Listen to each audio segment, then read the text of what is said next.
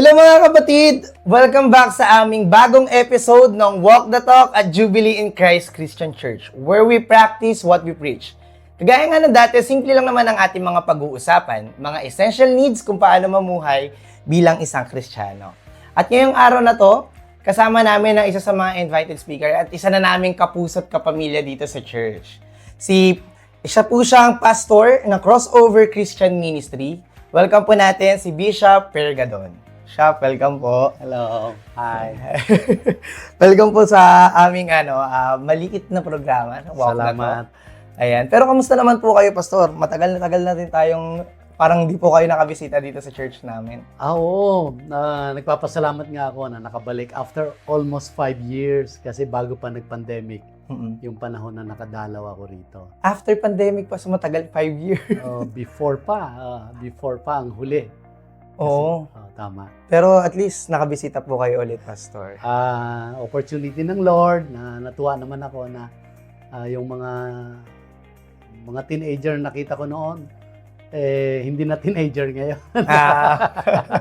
5 years na. Matagal. 20 years old na yung iba siguro, Pastor. That's right.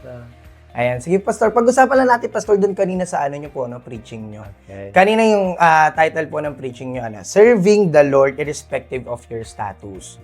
By the way guys, ang aming pinag-uusapan pala ay nasa 1 Corinthians. Nasa 7 na kami, chapter 7, and talagang maganda yung kwento, yung pagkakasulat doon ni Pablo. So baybayan nyo rin guys sa live namin sa Facebook page. So sa 1 Corinthians 7:17 to 40 po tayo. So, talagang sinabi dito na kung anong kalagayan ngayon, kung anong kalagayan mo, mag-worship ka sa Panginoon. Irrespective kung ano mang nasaan ka man. Yes. Pastor, no? So, talagang kung malungkot ka, wala kang asawa, may asawa ka, talagang tinalakay din dito yung pag-aasawa, singleness, di ba? Meron po dito sinabi, Pastor. Actually, ito po, yung habang binabasa ko nga po siya, may sinabi po dito. Medyo nagigets ko naman po yung sinasabi, pero medyo hindi ko pa talaga siya grasp kung ano pong ibig sabihin dito ni Pablo. Sabi po dun sa 1 Corinthians 7:20, kaya mamuhay ang bawat isa sa inyo ayon sa kanyang kalagayan nang tinawag siya ng Diyos. So paano po yung Pastor? Like kung ano ka ngayon, yun ka na lang talaga dapat habang nagpupuri sa Panginoon. Ano pong ibig sabihin nun? At paano po dapat natin ina-apply yun sa buhay po natin? Yan. Salamat, Brother Marlon. Tandaan natin na nung sinulat ni Apostol Pablo yan ang kalagayan eksakto ng mga mananampalataya sa Korinto. At ang iba dyan ay hiwalay sa asawa, ang iba ay single, at maraming tanong ang mga mananampalataya sa Korinto, lalo na sa pag-aasawa. So, ang iba sa kanila ay nakakilala nung single sila. Ang iba naman sa kanila ay nakakilala nung sila ay hiwalay sa asawa nila. Ang iba sa kanila ay hindi lamang hiwalay sa asawa, kundi meron rin silang ibang kinakasama na.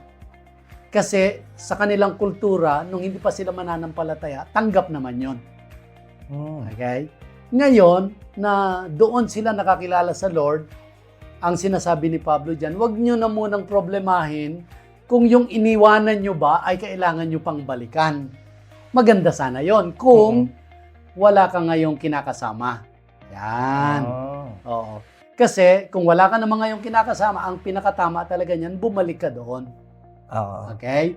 Pero dahil meron na ngayon, may iba na, marahil may anak na, so may pananagutan ka pa rin dito sa iyong kasalukuyan. Ang sabi ni Pablo, manatili ka dyan. Kasi baka kung ikaw ang una nakakilala, baka yung asawa mo na yan ay makakilala din sa iyo sa Lord. Ngayon, kung matagal na kayong hindi nagsama nung unang napangasawa mo, hayaan mong ang Panginoon din ang mag-ayos sa kanya doon.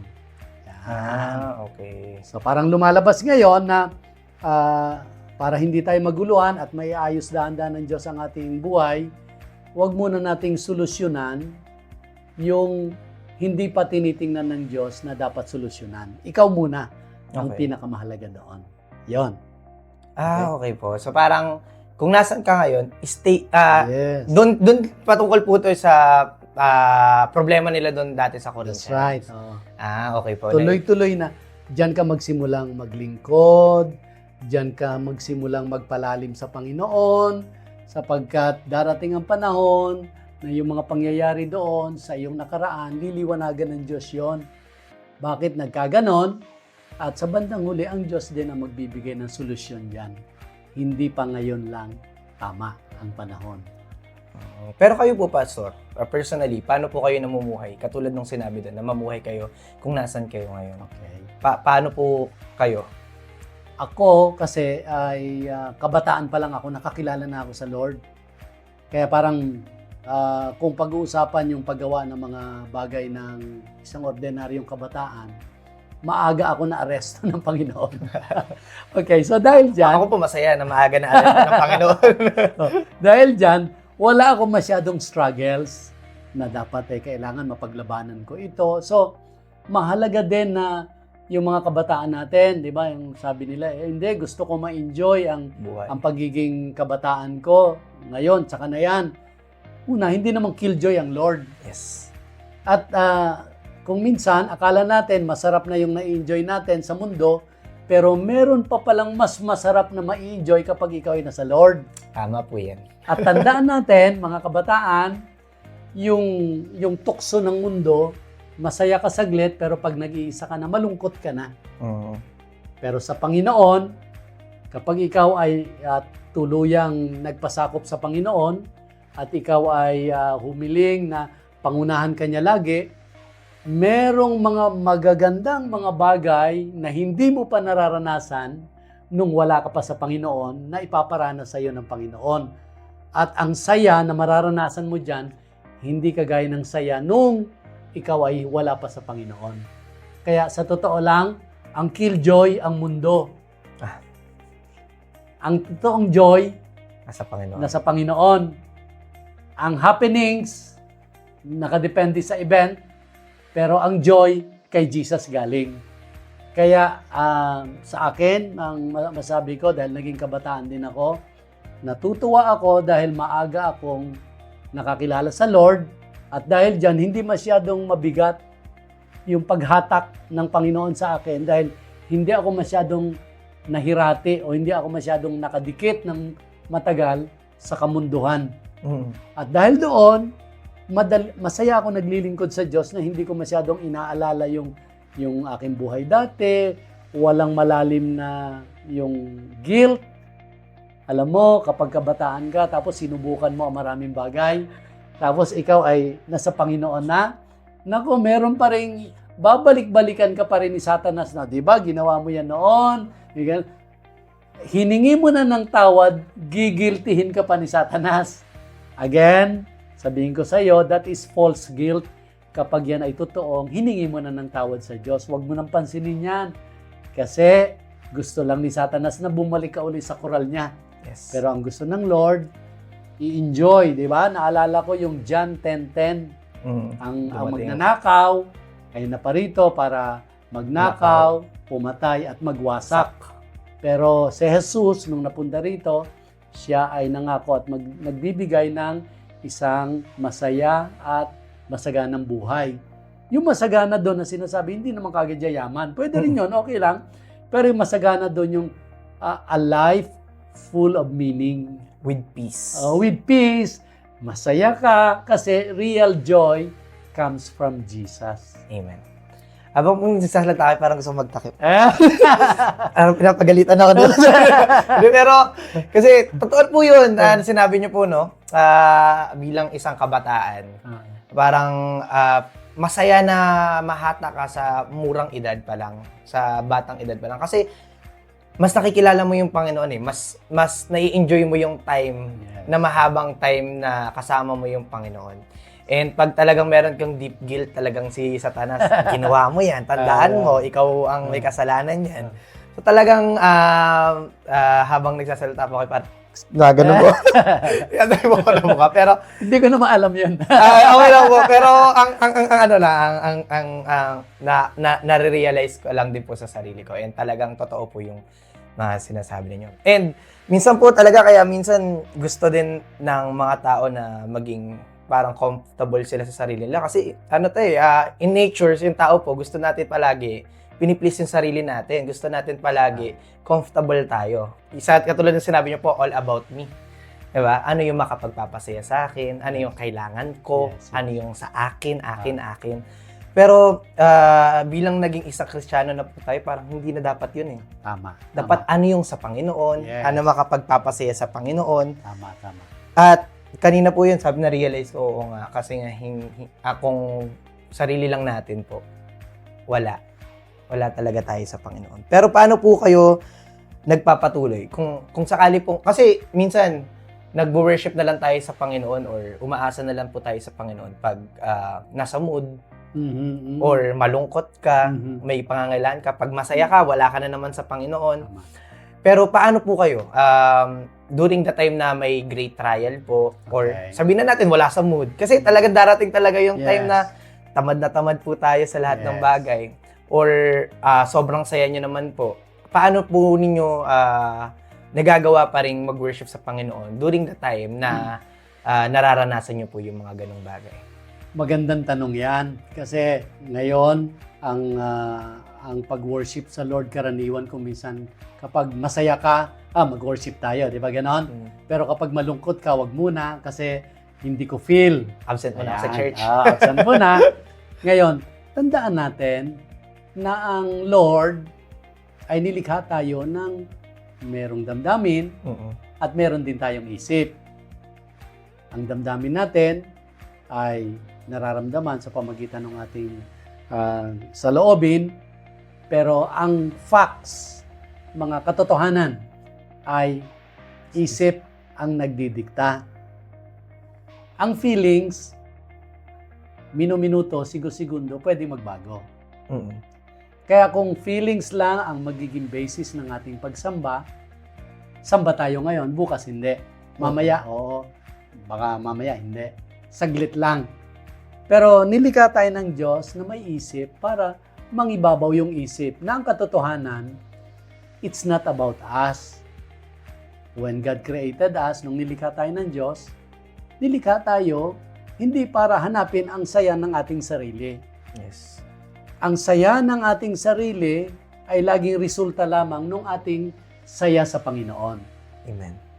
Kapag laging sinasabi ng isip natin kahit hindi nagtutugma yung ating nararamdaman, nalulungkot tayo pero mag-worship pa rin tayo sa Lord dahil sabi ng isip natin, worship the Lord in His holiness. Di ba? Wala kang magawa kundi sundin yung, kasi rational ito eh. Yes.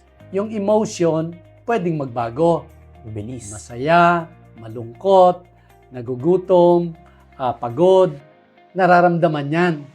Pero sabihin natin, kahit gutom tayo, kung sabi ng isip natin, kailangan mong i-worship si Lord kasi karapat dapat siyang i-worship.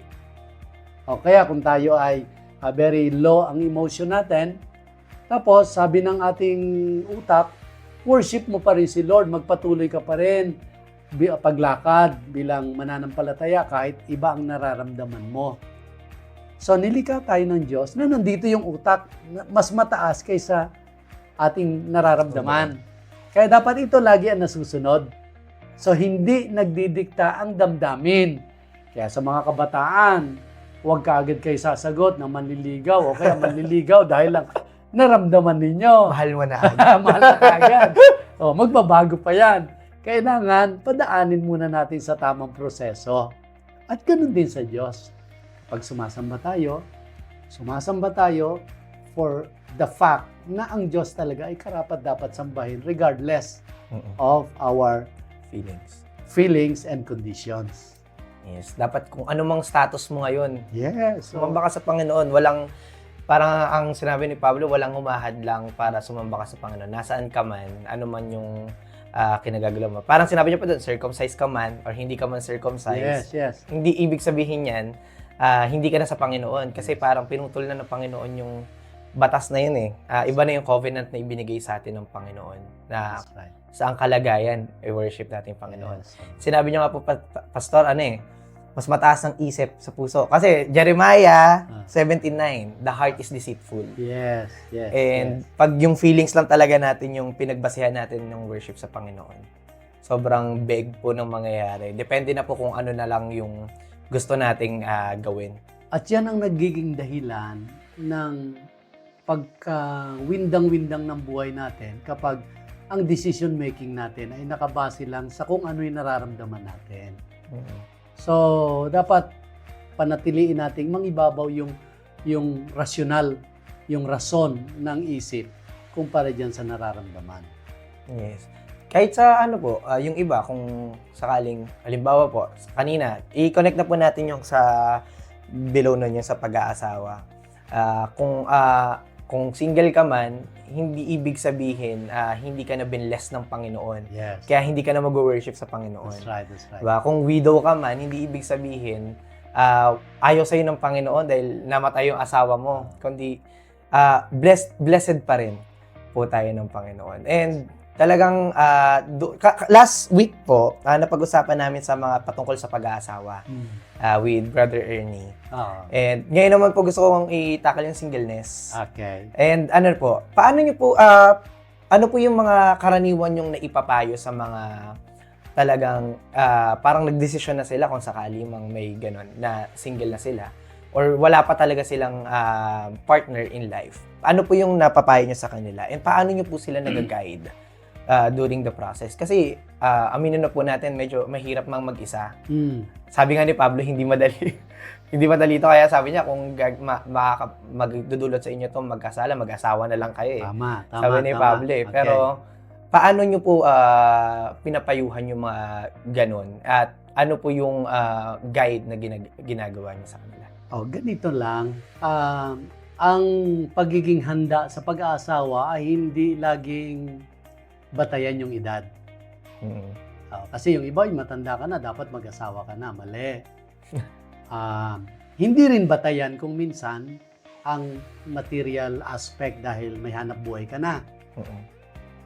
Ang batayan ng tamang hakbang sa pag-aasawa ay yung nakita niya na ang kanyang mga decision making ay tama. Matured. In other words, you are maturing continuously. Yan. So, ikaw ay responsable ka sa pananagutan mo, responsable ka sa mga sarili mong aksyon, wala kang dapat sisihin dyan. Kung ikaw ay magpapasya, hindi ka dapat nagpapasya dahil sa sulsol ng mga nakapalibot sa iyo. Yan. Kasi may mga singles na dahil lang sa tukso at reto-reto ay nabuyo. Okay? So dahil dyan, kapag nagkaloko-loko ang kanilang pagsasama, nasisisi niya ngayon yung bumuyo sa kanila. Pero wala decision mo yan eh. Totoo. Yan, okay? So kaya sa mga kabataan, una, huwag magpabuyo. Huwag magpabuyo. Pangalawa, ako naniniwala, ito lagi kong ginagamit eh. Kung ikaw ay kaldero, bibigyan ka ng Panginoon ng takip ng kaldero. Kung ikaw ay palayok, may tamang takip ng palayok para sa iyo.